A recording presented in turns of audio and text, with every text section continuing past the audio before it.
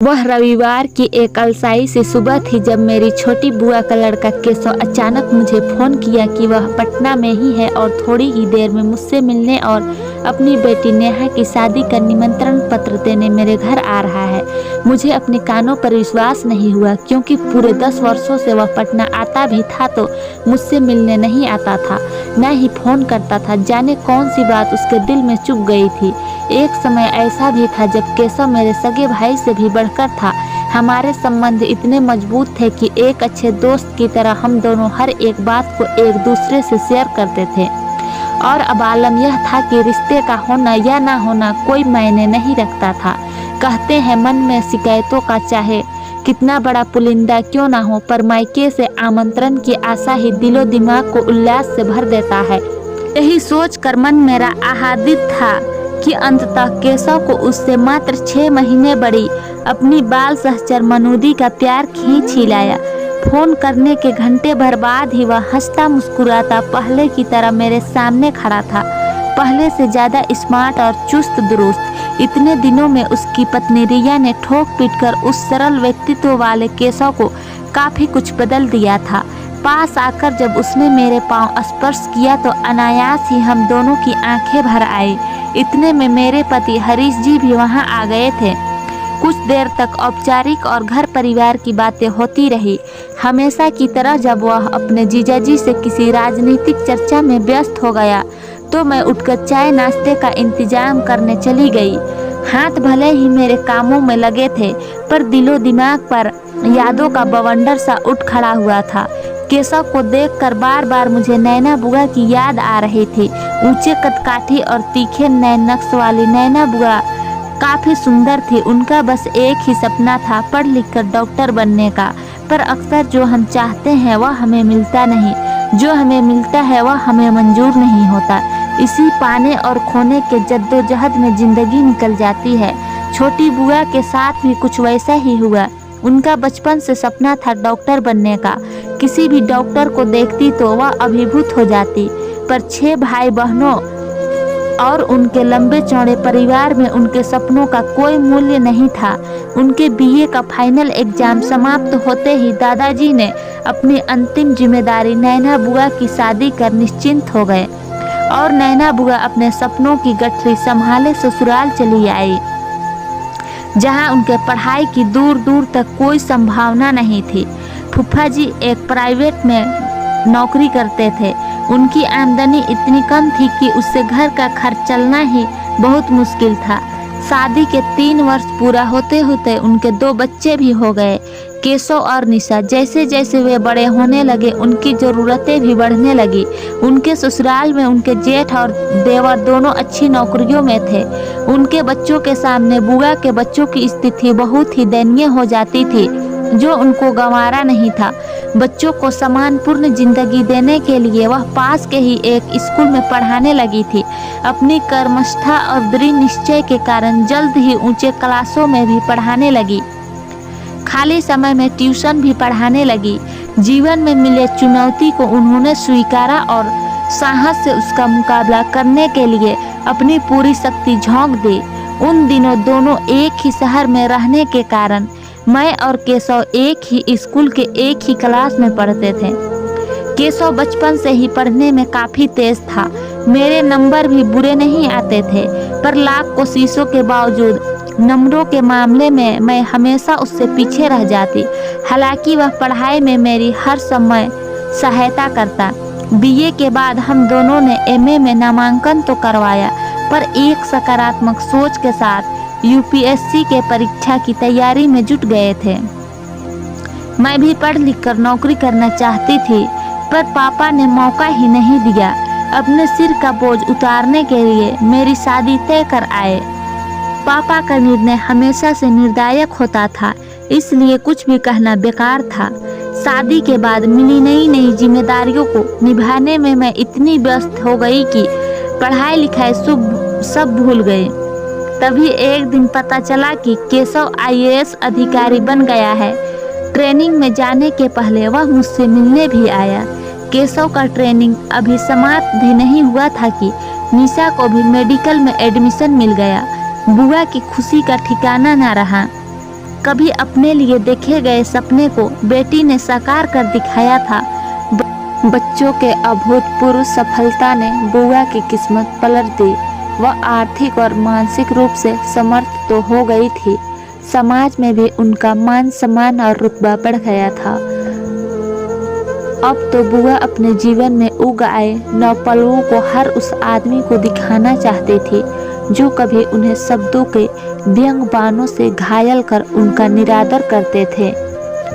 केशव के लिए अब उनके पास ढेरों रिश्ते आने लगे थे, कभी जिनके दहलीज पर बुआ को कदम रखने के भी हिम्मत नहीं होती थी। अब वही लोग उनके दहलीज पर बैठे उनसे रिश्ता जोड़ने की बातें कर रहे थे, जिससे बच्चों की सफलता का एक शक्तियुक्त अभिमान उनके दिलो दिमाग पर छाने लगा था। उन्होंने यह जानते हुए भी कि केशव नंदिनी से प्यार करता है और कभी उन्हें भी नंदिनी बहू के रूप में पसंद थे, फिर भी उन्होंने केशव की शादी एक रिटायर्ड IAS ऑफिसर की बेटी रिया से तय करने का मन बना लिया था। जैसे ही केशव को मालूम हुआ, वह बुरी तरह से झुंझला उठा। माँ, आपको हो क्या गया है? हम लोग निम्न मध्यवर्गीय परिवार के लोग हैं। सक्सेना साहब की लड़की रिया कॉन्वेंट से पढ़ी, तेज स्वभाव की अत्यंत आधुनिक लड़की है। उसकी बोलचाल, खान पान और पहनावा सब हम लोगों से अलग है। खासकर आपकी सोच से उसकी सोच पूरी तरह अलग होगी। आपके कहने पर भी ना वह घूंघट डालेगी, ना ही साड़ी पहनेगी। जानबूझकर आप क्यों अपने पैर पर कुल्हाड़ी मारने को तैयार है? आपको तो नंदिनी जैसी लड़की चाहिए। शायद जाने अनजाने माँ को याद दिला रहा था कि वह नंदिनी से प्यार करता है। नंदिनी का नाम सुनते ही बुआ बिदक उठी। तुम इस खामख्याली में मत रहना कि मैं तुम्हारी शादी नंदिनी जैसी साधारण लड़की से और उसके जैसे साधारण परिवार में करूंगी। अगर नंदिनी से शादी हो गई तो लोग क्या कहेंगे? देखो, अपनी औकात पर आ गई। मैं रिया जैसी सर्वगुण संपन्न लड़की से ही तुम्हारी शादी करूंगी। तू चिंता मत कर, मैं उसके साथ एडजस्ट कर लूंगी। अगर तुमने मेरी इच्छा का खून कर नंदिनी से शादी की बात भी की तो मैं जहर खाकर अपनी जान दे दूंगी। बुआ अच्छी तरह जानती थी कि केशव उनकी इच्छा के विरुद्ध कभी नहीं जाएगा, क्योंकि उन्होंने अपने बच्चों के लिए जो त्याग किया था वह किसी से छुपी नहीं थी। वही हुआ। पहले केशव मेरी शरण आया। मैंने बुआ को समझाने की बहुत कोशिश की, पर वह किसी भी शर्त पर नंदिनी को अपनी बहू बनाने के लिए तैयार नहीं हुई। केशव ने और भी लोगों द्वारा माँ को मनाने की कोशिश करता रहा, पर वह नहीं मानी।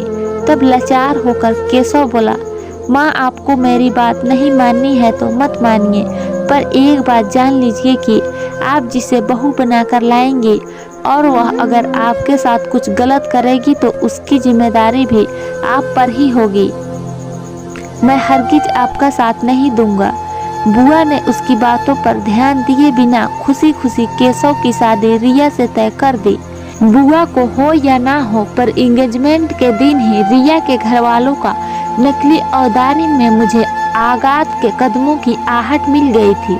शादी के बाद तो जल्द ही बुआ को भी बहुत कुछ समझ में आने लगा था। रिया का पहनावा ही नहीं, बोलचाल भी इतना अलग और दम से भरा था कि एक सप्ताह में ही बुआ को लगने लगा था कि उनके परिवार की परंपरा और संस्कारों की धज्जियां उड़ जाएगी।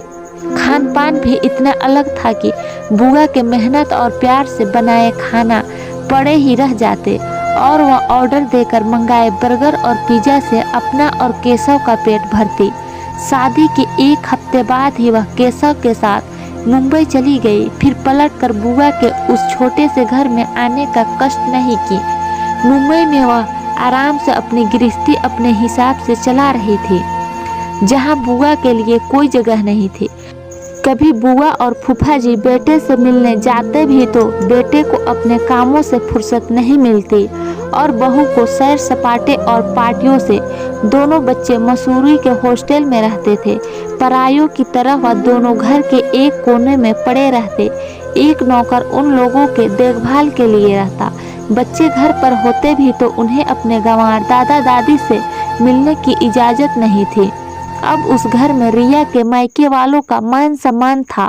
वे लोग अक्सर बुआ और फूफा जी की अवहेलना कर सिर्फ केशव का सम्मान करते। धीरे धीरे बुआ का यह हाल हो गया कि बहू के बनाए सीमा रेखा के बाहर बैठे अतृप्त त्रिषित मन से बेटा के आशातीत वैभव को निहारती रहती। जिस सुख की कल्पना में जी तोड़ मेहनत की थी वे इच्छाएं पूरी भी हुई, पर उसकी तासीर ही बदल गई।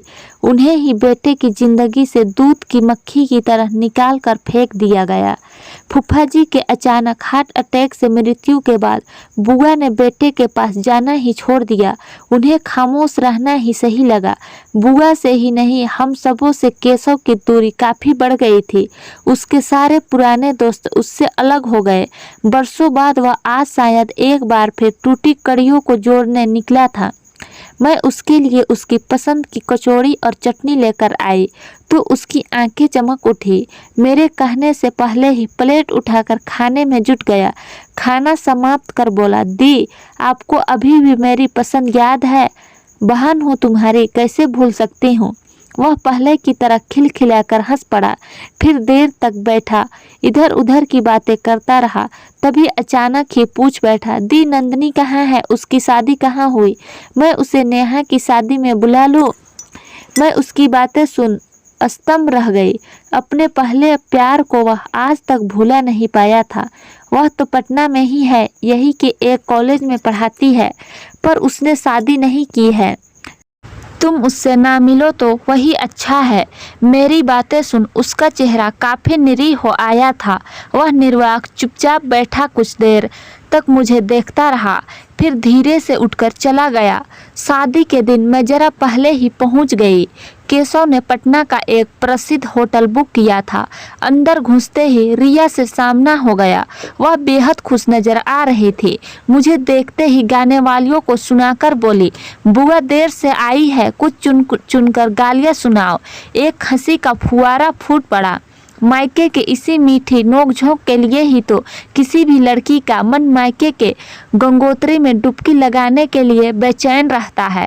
साथ लाए उपहार को रिया को सौंप कर मुड़ी तो निशा से नजरें चार हुई।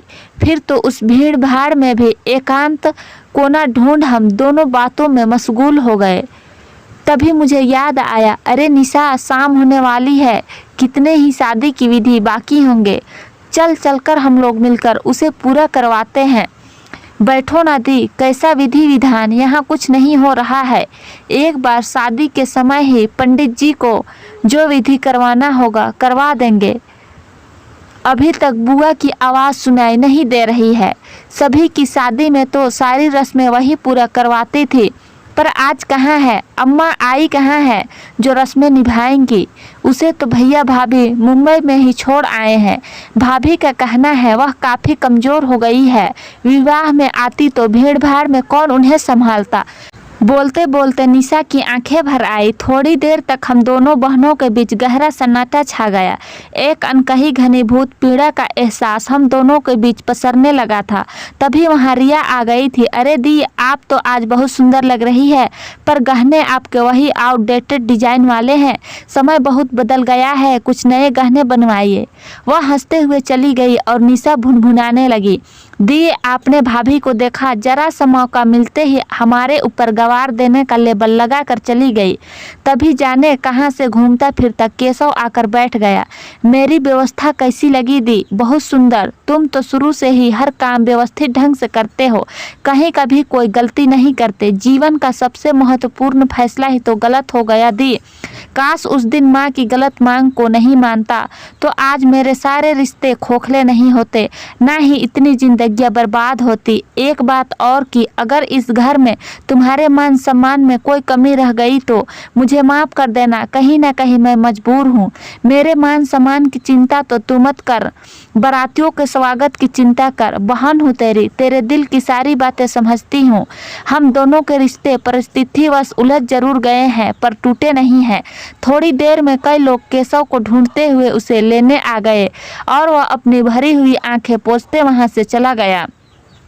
उस दिन देर रात जब मैं शादी से लौट रही थी, मुझे यही लग रहा था कि जीवन में लिया गया एक गलत फैसला सब कुछ उलट पलट कर देता है। सब कुछ पाकर बुआ का दामन खाली ही रहा। किसी ने ठीक ही कहा है, जीवन की वर्तनी गलत हो जाए तो नंबर नहीं कटते, खुशियाँ ही कट जाती है।